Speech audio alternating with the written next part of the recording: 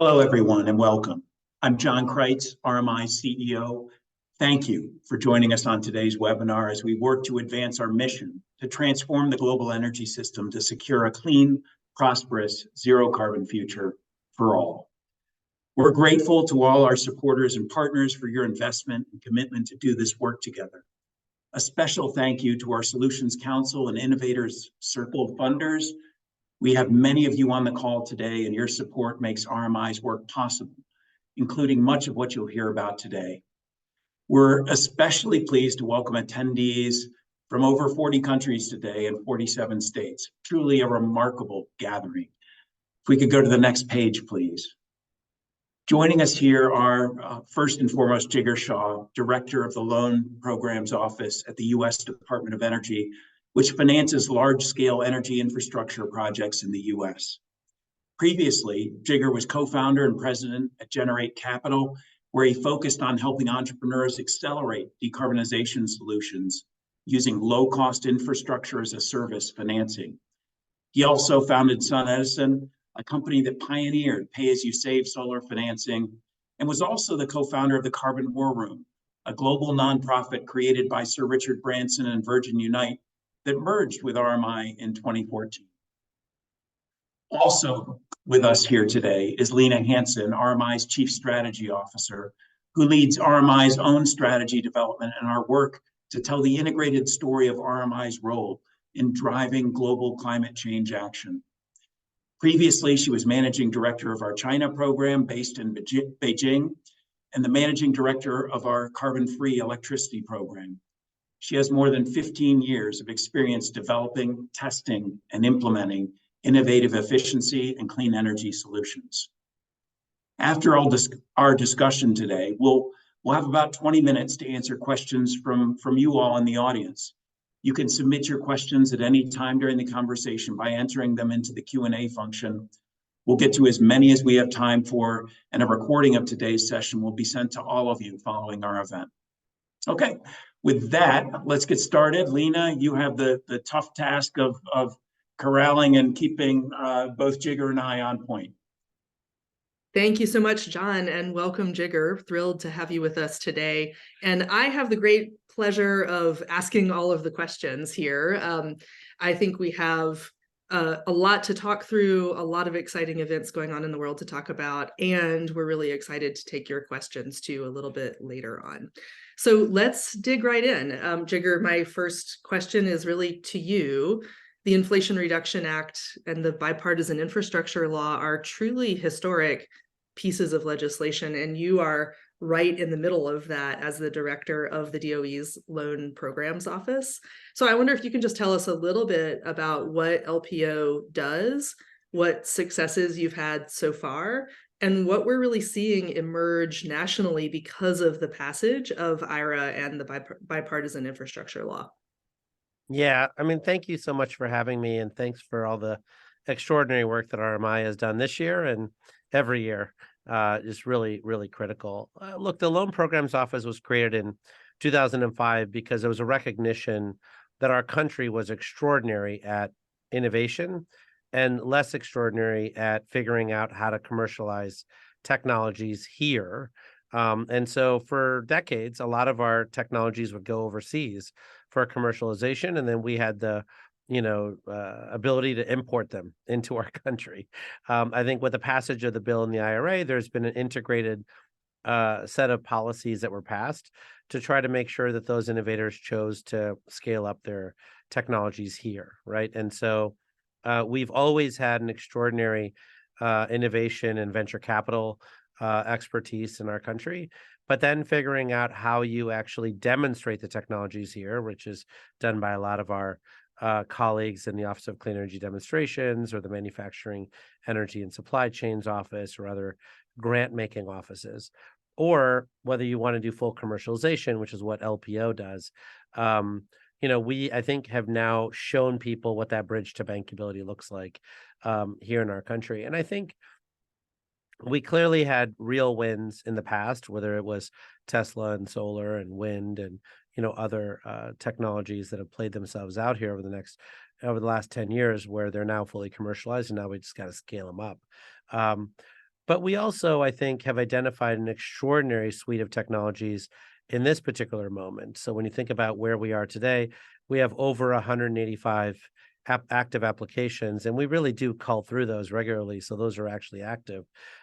Seeking over $170 billion worth of loans from our office, and they, go across, transmission and hydrogen and long duration energy storage and advanced geothermal, hydro, et cetera, right? And so when you think about all these different technologies, we now have them coming in. But honestly, I'd say that, initially they're not really that great at coming into our office with a complete application. So figuring out how we mentor them, because for many of these folks is the first time they're raising debt, and really helping them understand, how to talk to debt and how to actually give us all the information that we need to process these things has also been a journey for a lot of these companies. But I think it's a journey that when you talk to Monolith Materials, they've been very vocal about their path through our office. They believe that our process has actually made them stronger. And so I think, to answer your question, we've gone from roughly $40 billion worth of loan authority to over $200 billion of loan authority today. And more importantly, I think we have really received a stamp of approval from the U.S. Congress to continue to do this work, which I think is critical after a period of dormancy, frankly, for the past 10 years. Thank you. I want to maybe just build on your point about technology and dig into that a little bit more. I know it's the thing that you're focused on at LPO, as well as in a lot of your previous roles. It's one of the main levers of change that we see at RMI. We are really focused on scaling up first of a kind project support. And I just wonder if you could talk a little bit more about what you're seeing that you're most excited about right now in terms of technology, and where you see still the most significant technology gaps. And I'll ask that first to you, Jigar, but Jon, I'd love to get your input on that as well. Well, I think that, for me, excitement comes not just from the technology, but also its ability to, meet this moment, this climate moment that we have, right? And I think so. Part of that is, figuring out whether we actually have a great technology, which we have hundreds, as you know, that are ready for scale up. But then separately, the question really becomes, what is the potential behind that technology? Have we really reached a good product market fit? Like, is there a customer who's demanding this technology and really wants access to it to help meet their climate goals, net zero goals, other goals, right? And then I think the last piece of it is figuring out, how we actually tie this to, the American worker and communities around the country, right? I think when you think about the coalition of folks who really led to the passing of the bipartisan infrastructure law and the Inflation Reduction Act, I think it's critical to recognize that it really was, environmental groups, labor, justice groups, clean tech groups that came together with one ask, right? And so I think it's important for us to keep in mind that while technology is the sexy part, and we all love talking about it, that making sure we're tying it to communities, tying it to the American worker, tying it to justice really matters, I think. But on the technology side, for me, as you may know, there's just been a lot of stuff that's been evaluated for a long time, whether it's low impact hydro that, we've got 37 gigawatts of hydro that's, hitting relicensing deadlines now. And with, the next generation technology, we can easily get 15% more power output out of all of those with fish friendly turbine designs, et cetera. When you look at enhanced geothermal, that's really taking all the best practices from hydraulic fracturing, but using it in a way without the harmful chemicals, et cetera, to really open up heat pockets anywhere in the United States, right? So it's no longer tied only to places that, are basically on top of volcanoes or dedicated like hotspots, but really opens up the entire country, not just for power generation, but also for district heating and district cooling, right? I think when you think about some of the other technology areas like grid enhancing technologies that can unlock 30% of the grid tomorrow, right, for probably less than $5 billion. We're super excited about, where that's going. But also I'd say that, we're also very excited about the virtual power plant space. I think for a long time, we've all been talking about distributed energy resources. We've been talking about, um, all these sort of demand flexibility technologies, whether it's hot water heating, which, frankly, rural electric co-ops have been managing for 30 years, or whether it's EV charging today or thermostats or other things. But I think a lot of these technologies for a long time have really been tied to emergency situations on the grid, right? And that's not really a sensible way to support those technologies. And I think today people are genuinely looking at using this capability to replace natural gas peaker plants all year round and intraday, right? You see what Rocky Mountain Power is doing and others. And so I think we're super excited about that as well. And then on the advanced technology vehicle manufacturing program side, I think when you think about just the sheer amount of innovation happening on the battery space, I think there's a lot of folks who worry that China is dominating the supply chain. But I think you and I both know that we're on version 2.0 of this technology, and we've got, all these different steps to get to 9.0.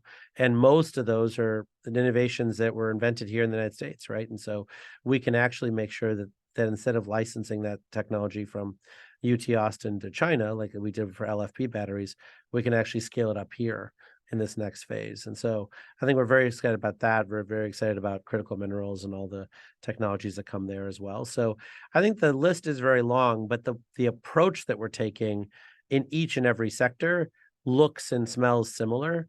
And so we're starting to bring investors along, nonprofits along, justice communities along, labor unions along, so they all understand the critical role that each plays in making sure this future actually, happens faster. Thank you. Jon, over to you. What are you seeing in terms of technologies that are exciting and needed and gaining traction? Yeah, certainly. The grid is the workhorse, right, of broader decarbonization for the economy. So I, like Jigar, I get excited about grid enhancing technologies. I get excited about VPPs, and RMI is certainly in the mix on different areas. Battery energy storage, right? How do we create long duration and other technologies here to support the grid? All critical here. But some of the big steps forward here have really been around how do we get the green molecules out that we're going to need, whether they be hydrogen, whether it be sustainable aviation fuel, kind of a host of different technologies that we see emerging, and technologies that need to be scaled if we're going to be successful as we think about the complex industrial economy that the United States manages, but also the world needs to have in order for us to be able to effectively decarbonize. I'd also say, kind of one of the things that has been pushing forward is our ability to clean climate pollution out of the atmosphere and direct air capture, other technologies that we need to ultimately pull some of this carbon out of the atmosphere. Because we have to face it right now, we're in a dire situation where we're likely going to need to have the ability to clean the atmosphere here going forward. And so recognizing that insurance policy is likely going to be cashed, we need to have the technologies and the science available that helps us, kind of pull down atmospheric concentrations over time. Thank you. One of the pretty surprising trends I think that we're seeing right now in the US is the very plausible scenario of a doubling of electricity load growth in the next few years because of heat pumps, because of artificial intelligence loads, which could never have been anticipated a few years ago. And I wonder if both of you could just comment a little bit on what that means for the energy transition, and how we start to think about ways to decarbonize while seeing a significant load growth in the electricity sector here. Well, I think when you think about the status quo, right? The status quo has been no load growth for 20 years. And I would say that when you have no load growth for 20 years, what you're really doing is saying for every megawatt of new capacity you bring online, or every megawatt that you save, right, you're sort of offsetting it with a plant retirement, right? And I think that mindset continues, frankly, within many circles that I talk to, where they really just can't wrap their brain around load growth because they're just so used to energy efficiency canceling out load growth for so many decades, which is, obviously a hallmark of the great work of RMI and many others. But I think you're right that we are now definitively at a point where if you're going to electrify everything, if you're going to, bring all this new manufacturing and onshore and reshore it here in the United States, if you're going to support hyperscale data centers to do AI, then the growth has to be much faster than that. And that means that we need to dig into the toolbox and pull out a lot more tools, right? And so when you think about that, for a long time, we've been saying we need the stuff that's the cheapest, right? So this is solar plus wind, really without storage, but just solar and wind in a raw basis. I think today you're adding storage to the mix, which means that these resources become more dispatchable. You're starting to really look at hydro projects that, used to pencil at, like sort of $70, $80 a megawatt hour, which was just too high for them to clear.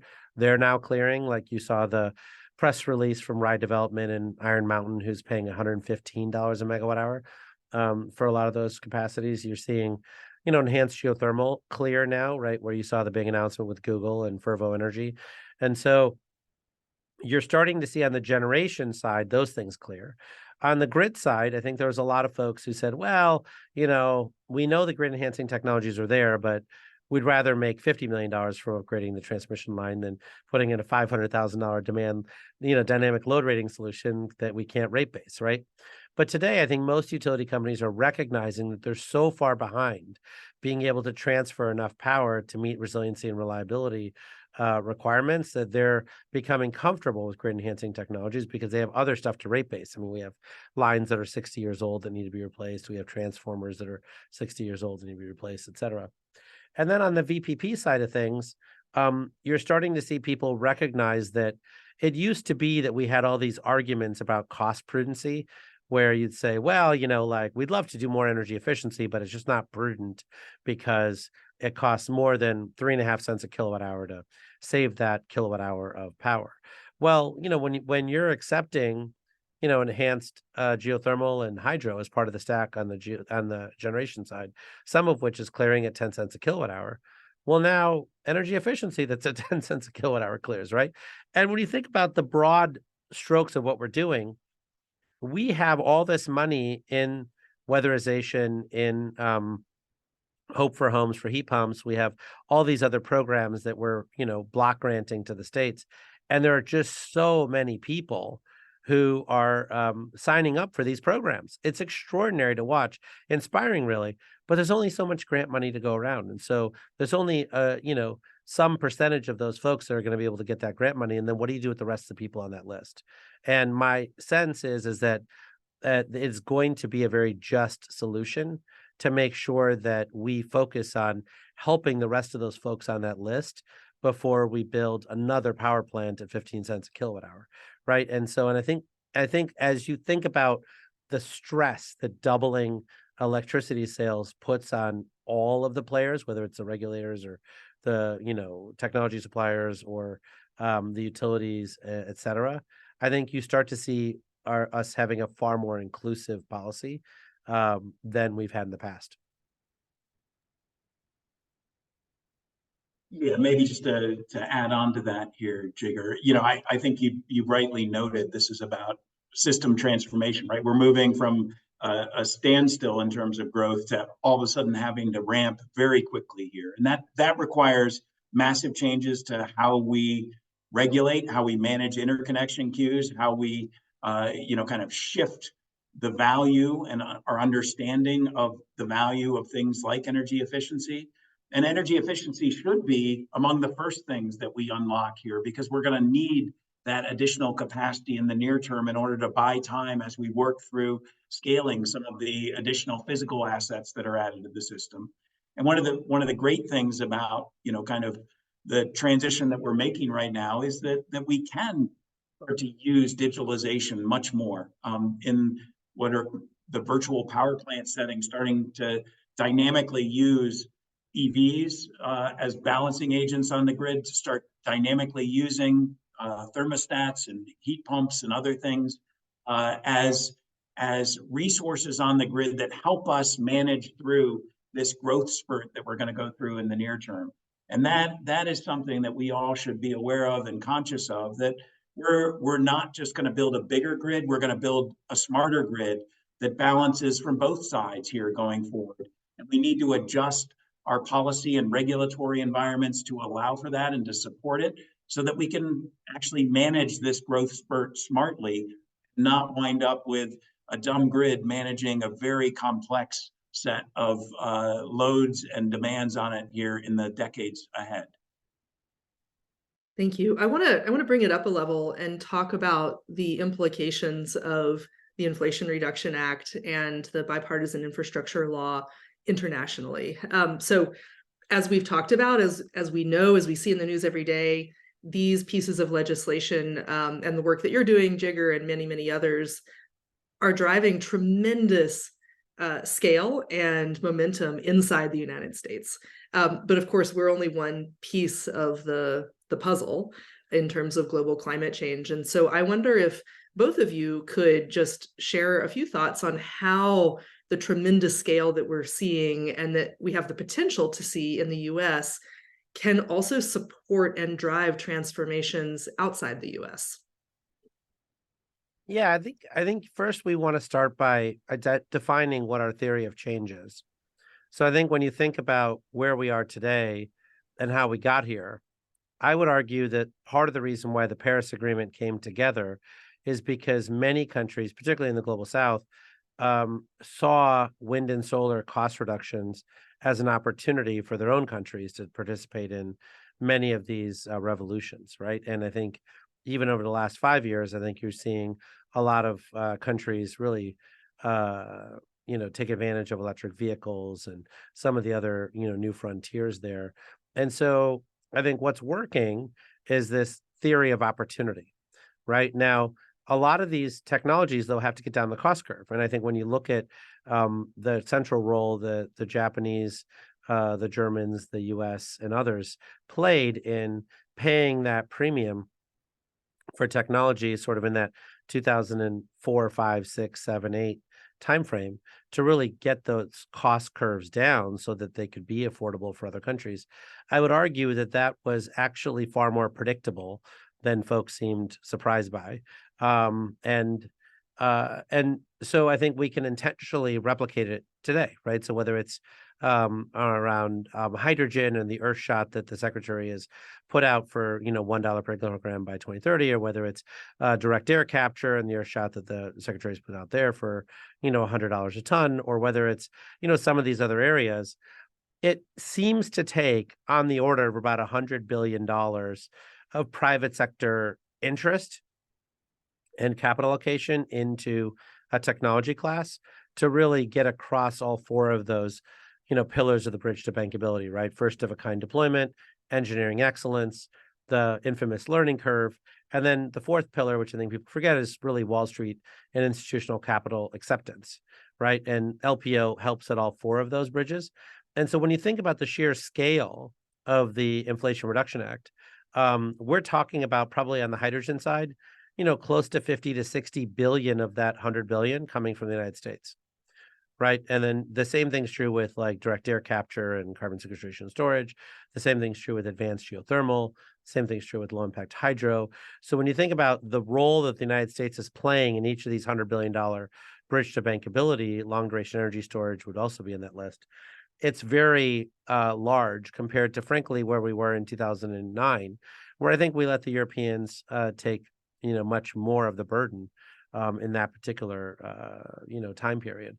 And so I do think that the promise really of this is that as we bring down those premiums in a predictable way, you could see 5 years out as an international consumer of these technologies when exactly we're going to hit these price points that make it attractive for you. So you can start ramping up your industry 5 years ahead of time so it's ready to meet the moment.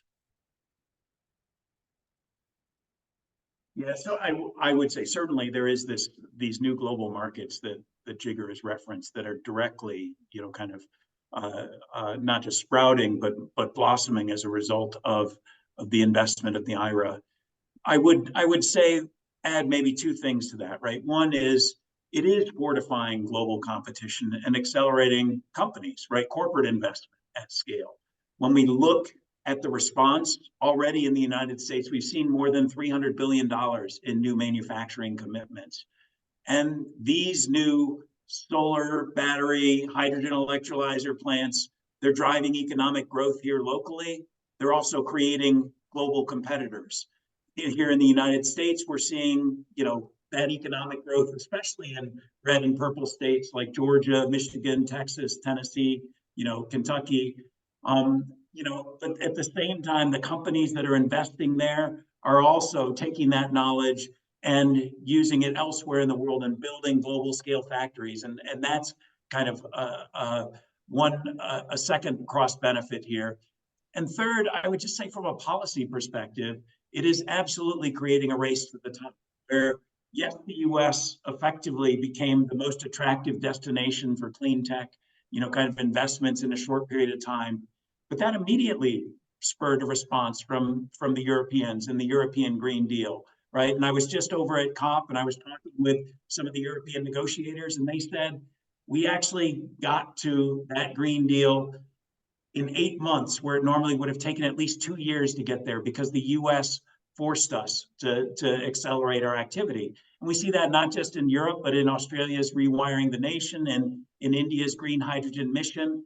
We see policy responses that are being spurred directly to try and compete and to help individual countries in areas where they might have a strategic opportunity to deploy at scale. And that's exciting. It's especially exciting at a moment where we also need to diversify supply chains. China has been the runaway leader here, and having more resilient supply chains helps everyone globally in this race to the top that's been created. What you both have just been talking about really is a lot of the hard work that's really required to drive transformation. And I want to just follow on that theme and double down on it a little bit. Some of RMI's recent work has shown that the number of climate technologies are on the early part of an exponential growth curve. So, for example, just 3 years ago, 1 in 20 cars sold globally was an electric vehicle. This year, we're approaching 1 in 5 cars being an electric vehicle. And in 2026, it could easily be 1 in 2 cars is an electric vehicle. But by no means does that mean that we've won and we can all go home, although that would be lovely. In fact, there are a tremendous number of actions needed by a tremendous number of people in order to keep these technologies on those exponential growth curves. So to both of you, how do you really think about reconciling the exponential growth that we're starting to see, which is incredibly exciting and encouraging, with the reality that we're also seeing on the ground that there's still a lot of work to do? Well, I mean, I think that first, I think we have to acknowledge the work that everyone is doing around the world in, very specific ways. I think,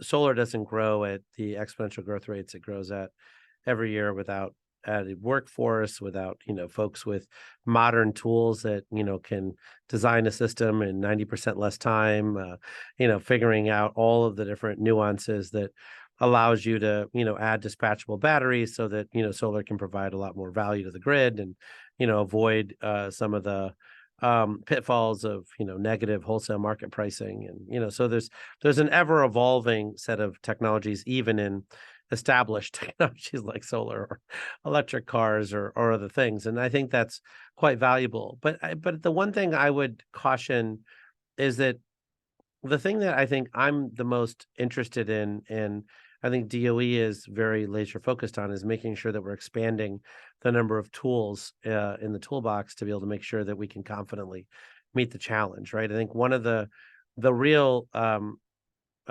concerns that I have is when folks say we can take the existing toolbox and actually meet all of our needs in the future.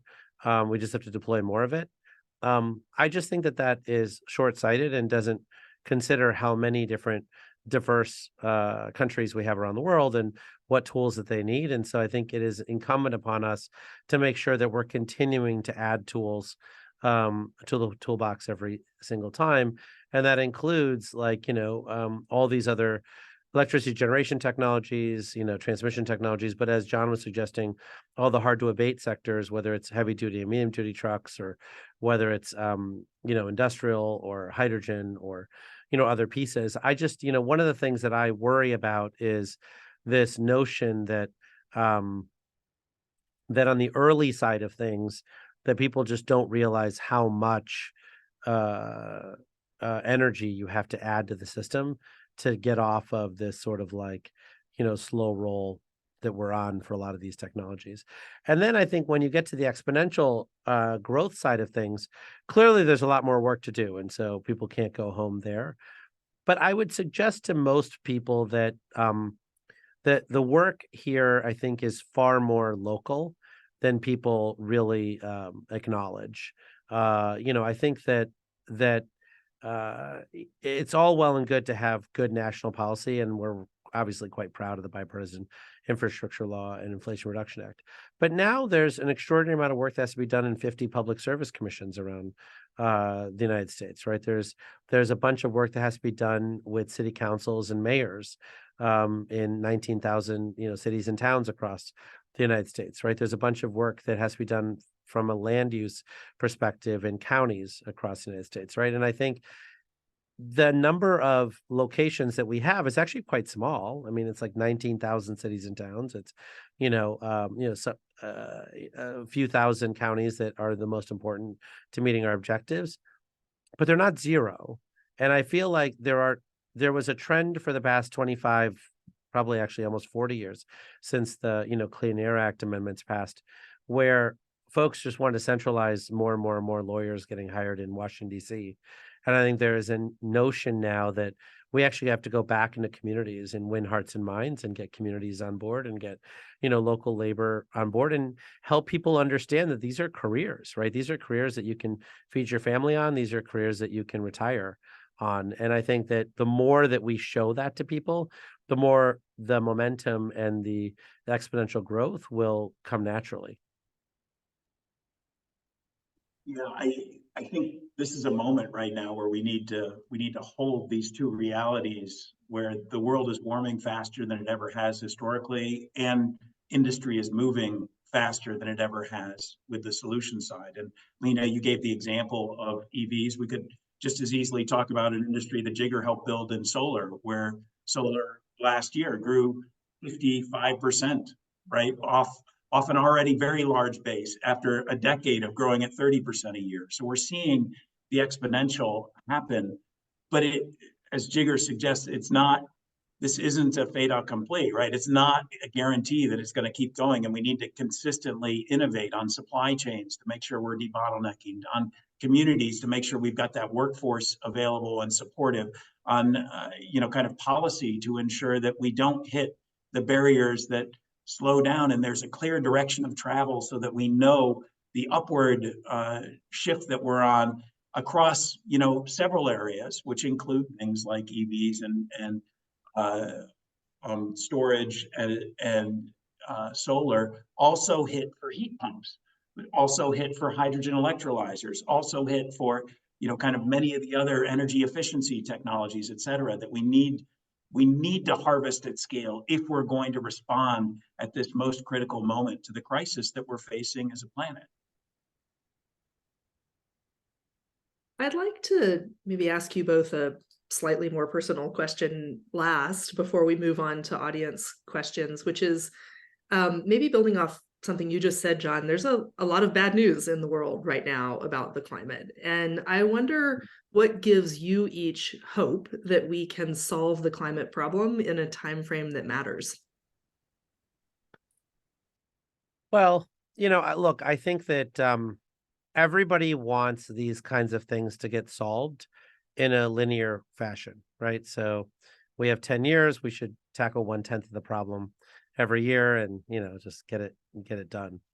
I think, unfortunately, the way that these kinds of things often get done, whether it was the Montreal Protocol or whether it was, world wars that we've fought in the past, is that, folks end up seeing the looming crisis on the horizon, working hard on the technology side to make sure that we have the technologies to win, but they really accelerate the deployment of it when it becomes this sort of acute emergency that they're faced with. And I think we are entering that phase today where people around the country are losing value in homes that are too close to the water, and having much larger weather events that are causing real human suffering, and other things that are occurring. And so I do think that part of what's driving these 55% growth rates and other growth rates today is a real recognition by people, even if they don't use the exact words around climate, given their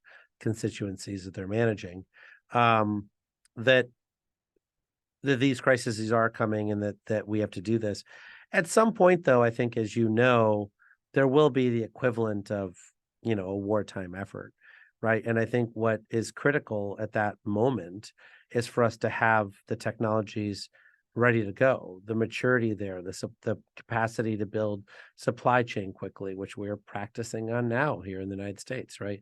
The ability to actually train millions of workers, right? When you look at how much DOE and the Department of Labor and Department of Education have invested in workforce training within community colleges and four-year colleges and others, and even high schools. I mean, for a lot of high schools around the country, we've added some of these hands-on training courses that frankly were dropped in the 1980s and need to get, put back in. So I think we're putting all of those prerequisite tools back in. But I think we all have to be honest with each other, which is that we're doing all the preparation work now. And I think when that, crisis becomes real, which will happen in different ways at different time scales for different countries and different US states, then you end up like being able to meet that moment and having to do things much more quickly. But I think we are ready for that. For me, what gives me the most hope, I just finished my first year as CEO here at RMI, and I've had a chance to travel all over the world and just see the real progress that is being made at the community level. And whether it be, kind of the mini grid implementation in Nigeria that doubled the size of the community and gave them reliable power that became the engine for their economic growth and development, or whether it be standing in the middle of a 100% renewable grid in China and seeing how, kind of the sophisticated management of all of the technologies was working and stabilizing the grid in that mode. I can see where communities already are rallying, where, kind of RMI is helping to solve these challenges and then propagate them globally. And the idea that as you've suggested, Jigar, it's a community transformation, it's a community transition that is happening, and that communities are stepping up. And I could give, similar examples of net zero communities in India or retrofits in the United States that I see communities stepping forward with the answers, and I see where they can be scaled. And if we get markets aligned behind them, we can easily, kind of replicate and literally drive the transformation much faster than anyone thinks is possible. Thank you both. This has been an amazing conversation so far. And what I'd like to do now is shift over to taking some questions from the many, many people who have been listening in here. We have got a long list. So forewarning, we will not make it through all of them, but we will do our best to tackle some. The first thing that I really want to start with is acknowledging that today has been the last day of COP28, the Conference of Parties international negotiation and conference around climate. And I wonder if you could both speak, Jon, I know you were there, you're just recently back. If you could speak a little bit about how you see the likely outcomes of COP28 in terms of the implications for the speed of the energy transition globally. Go ahead, Jon. Yeah, so I'll step in and say, climate change is such a challenging problem, and to put it in the midst of political processes and to look and believe that they're going to drive, kind of the answer faster than what we can rally at the subnational, at the industry, at the local community level is probably a step too far, right? That all said, I think, and it's clear right now that we're in an impasse, right? With interests around fossil fuels, like the Saudis being, in direct opposition with island economies, like the other RMI, the Republic of Marshall Islands, which is saying we cannot sign our own death warrant if the world isn't willing to move fast enough. So there's likely going to be an impasse here as we come out of COP. But I will say there was significant progress made on a number of areas. The tripling of renewables and the doubling of energy efficiency that over 130 countries, or I think it's 130 right now, countries signed up to is important, right? That says, let's get the solutions out there faster. Let's actually build, kind of what we need in order to transition away from fossil fuels, even if we're arguing about what the language is on that transition itself. That was huge. Methane was huge, right? There was a big step forward where we had 50 global oil companies step up and say they were going to curtail methane. And methane is the arterial bleeding right now that we have to stop because it's such a strong climate forcer if we're going to have a chance of staying near 1.5 degrees. So those were two big areas.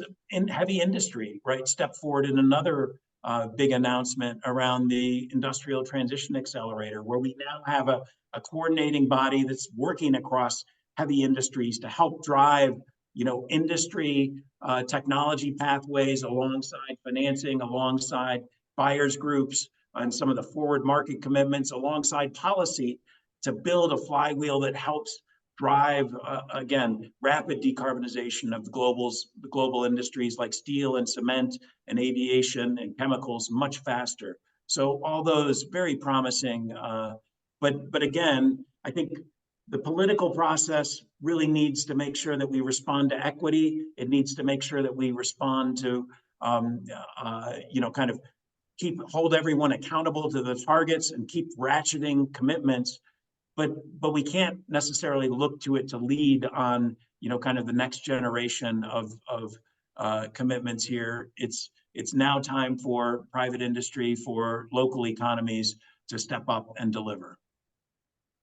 Yeah, I mean, the one thing I would say is I totally agree with where John is coming from, and I think the good news out of this particular COP has been quite a long list as well. But one thing I would just say in terms of putting this perspective for everybody is, when I was running the Carbon War Room, we had a small island nations effort that we were running, and I know that RMI has continued a lot of that work. For many of the small island nations who are negotiating for fossil fuel phase outs, they still haven't phased them out in their own countries, right? And it is so damn cost effective for them to do so, right? I mean, they're paying 40 cents a kilowatt hour for power, and we can absolutely run the whole island for less than that today, right? And so these questions are very difficult, and they come down to people's comfort level around living a modern lifestyle, right? People want to live a modern lifestyle, and they want to be able to do that in an affordable way, right? And so this cultural piece around getting people comfortable with this next generation of solutions is still work yet to be done, and it is some of this pushback is a reflection of the work we have to do on the cultural side of this. Thank you. We have a question that you all both touched on throughout your previous answers, but maybe we could take a little more directly, which is, how does the progress you describe and the potential play out in the Global South and in climate justice communities? Yeah, I mean, I can start. I think in general, when you think about the Global South, obviously it's a very large place. It's the place that I was born, so I totally understand the diversity there and some of the different opportunities that are there. But I think one of the things that we have to recognize is one of the biggest challenges in the Global South has been a notion that that they're sort of a supplier of raw materials, right? Whether it's oil and gas or whether it's minerals today or other things. And I think for a lot of these folks, they actually want to do a lot of the finishing steps themselves in those countries, right? And really be able to capture a lot of the value and a lot of the jobs, right? So that they're preventing brain drain from their countries to other places, right? And I think we have the ability to do that today. I think when you think about what the United States is attempting to do, which is not really an anti-China framework, but it really is let's figure out how to diversify the supply chain so that it's coming from lots of different places. The concept of friendshoring is not one that is restricted only to developed countries. I think it's also inclusive of many other countries in these places. And so you can see advanced market commitments coming from the United States to a lot of these countries to help them be more responsible in the way that mining is done, more responsible in the way that processing gets completed, right? I think when you look at the work we're doing at the Loan Programs Office, some of the facilities that we funded here in the United States, have inputs coming from other places. And we're ensuring, very high worker standards, better pay, better conditions, all these other things. And so I do think that as this marketplace continues to unfold, there have been a lot of countries that frankly were left out of the last, wealth creation opportunities. And I think we just have to be a lot more intentional this time around making sure that those wealth creation opportunities are broad-based. Yeah, as we look at the transition here, there are about 3.6 billion people globally that don't have access to reliable, affordable, resilient energy, right? And the vast majority of those are in the global south right now. And it would be an absolute tragedy, right? If in this moment of transition, we didn't actually reverse this whole trend, because the global south is the superpower of clean energy when we think about it. Places like Africa, places like Asia, Southeast Asia, and the subcontinent have extraordinary reserves here to be harnessed for local good and for potentially for global good as well. And so we need to make sure that all of those communities participate in the way that makes sense for them, and that they can choose the energy transition that does work for their communities. Right now, the biggest challenge here is around finance. It's around being in a mode of increased interest rates, where we're not seeing the capital flow at the scale required here to support local communities in the investments, to develop themselves, and to support kind of global industry in the process. And we have to figure out ways to take blended finance vehicles from international funds alongside local funds to support what are rational, logical, economic investments in the end that will help these communities flourish, because we know we can do that here right now. And we know that the outcome will lead to a thriving, more resilient world in the first place. So that's featured front and center within the COP. It is something that RMI works on, absolutely, as we've stepped in to try and support the flow of capital in the right direction here. Again, to help unlock the potential and to jointly, kind of manage both the development requirement and the sustainability, the environmental requirement at the same time. Thank you both. Jigar, we have a lot of questions here that are specifically for you around the DOE's priorities and different issues in the US, but I'll at least just toss a couple of them at you right now. The first one is, what are yours, and to the extent that you can talk about it, DOE's broader implementation priorities for 2024? So what are you really focused on in 2024? And maybe then the sort of more specific question that I'll couple with that is there any news on the Section 1706 program? And when you answer that question, maybe you can define the section. Yeah, happy to do it.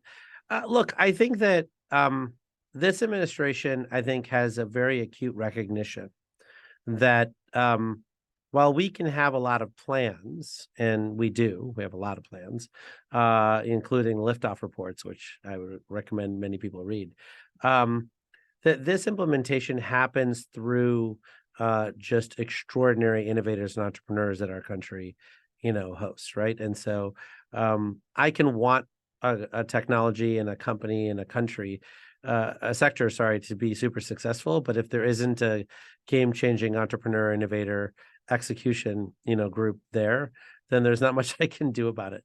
And so I think what we're signaling to people every month in our monthly application activity report is where we're seeing a lot of interest in applications that have come in, right? Over 185 applications seeking, over $170 billion of loan proceeds.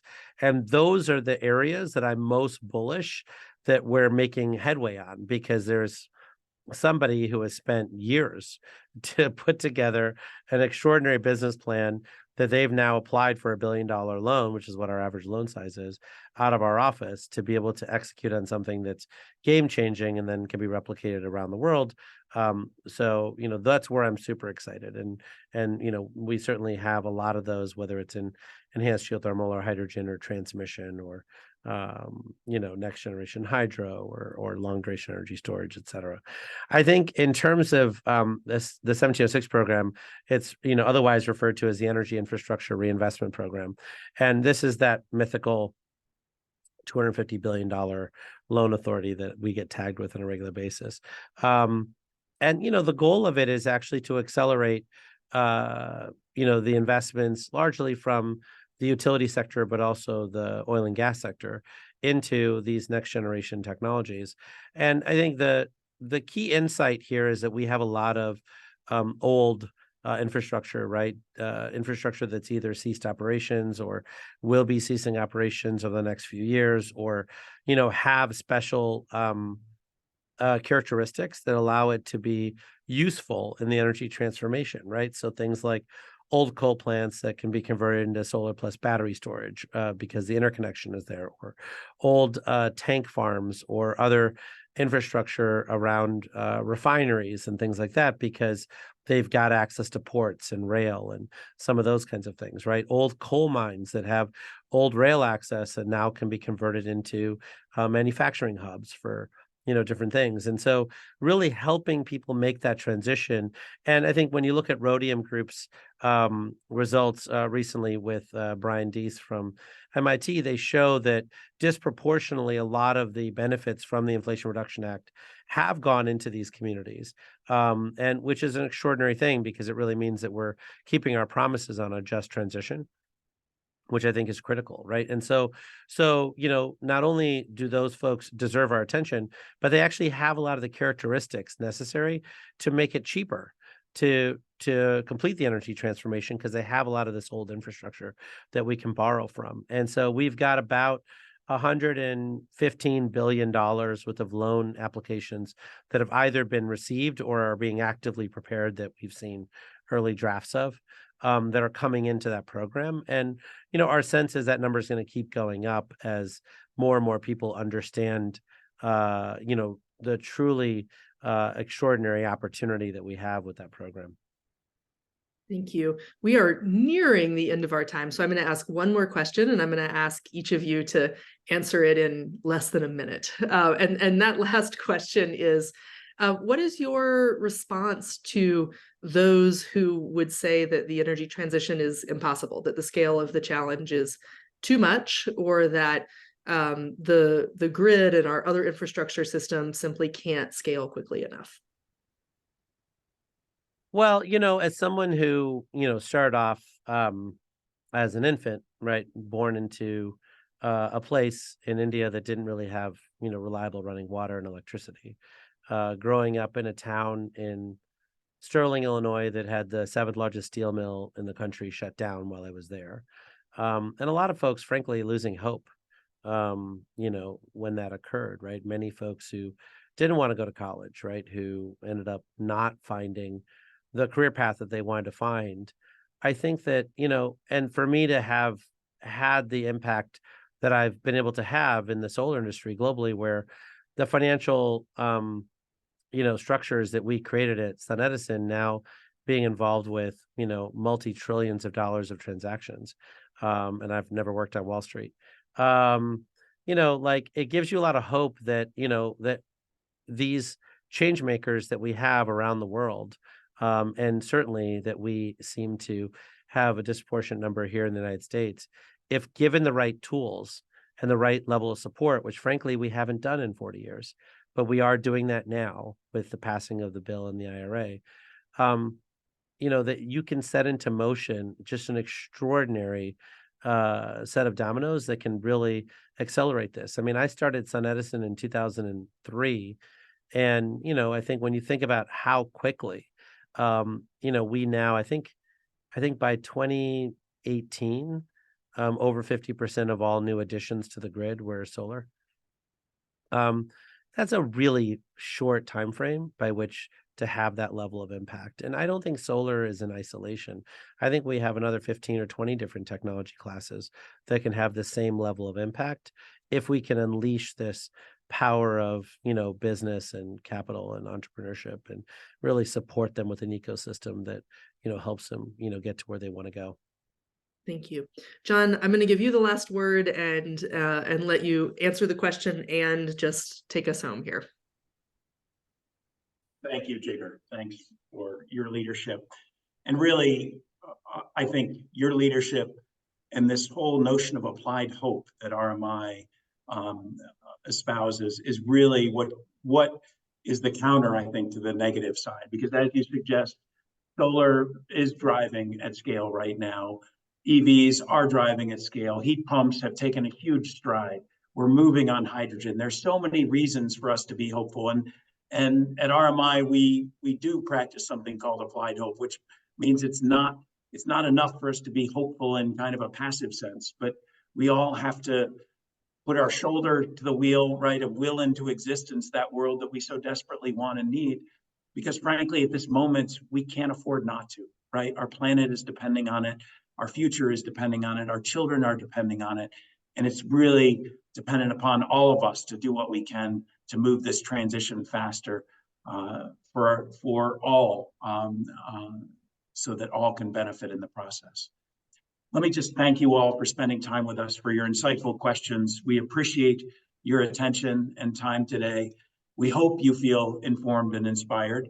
And I just want to recognize that we can only do what we do because of people like you. If you'd like to learn more about our work, please visit rmi.org. Thank you. Thank you for joining. Thank you, Jigar. Thank you, Lena. We look forward to seeing you all next time. Thanks for all you do. Happy holidays, everybody. Happy holidays.